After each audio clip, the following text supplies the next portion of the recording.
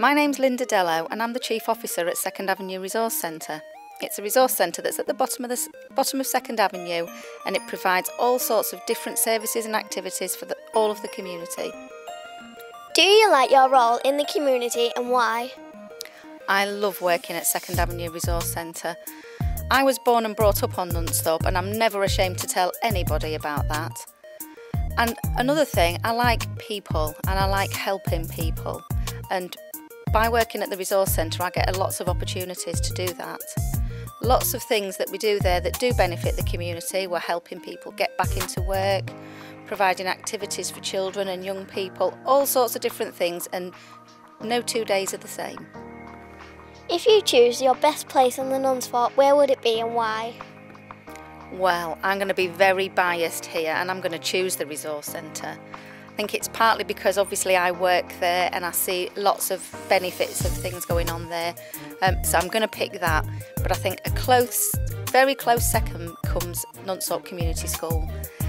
I love this building. I came to this school when I was young. It's much nicer now, and I think this is one of the nicest primary schools in Grimsby. What facilities are available on the estate and which ones make the biggest impact for residents? There are lots of facilities on the estate, including obviously the school, the resource centre, there's a children's centre, there's a nursery, a community centre. Lots and lots of things are going on, but not everybody always knows about them. Which has the biggest impact? I think probably all of them do, because some of them are geared up more for children, so they're the ones that get the biggest benefit from it, but some of them are geared up for more older people, so they're the ones getting the most benefit. Obviously I think the school has the biggest impact for young people. The resource centre offers services for all ages, from the very young to the very old. Children's centre is up to 5 years, so I think all of them have got a big impact, but I think collectively all of them working together have the biggest impact of all. Do you think that the people who live on the estate of Nunsthorpe treat it with respect? I think the majority of people do, yes. It's always a small minority of people that give any estate a bad name, and I don't think that the problems on Nunsthorpe are exclusive to Nunsthorpe. That means they don't just happen here, they happen in the nicest areas of Cleethorpes and Humberston as well. But in the main, I do think, yes, people in this area do respect the area. Why do you think Nunsthorpe has a bad reputation, and what can be done to change its image? Again, it's just a small number of people that get that bad image, but I think the media, the newspapers and television, I think do an awful job really in promoting the not so pleasant side of the area. What can be done to make it better? I think it's about community groups and local people coming together to make sure that, you know, we all live, work, play here, and we all abide by certain rules really. Do you recommend our estate for people to live on, and why?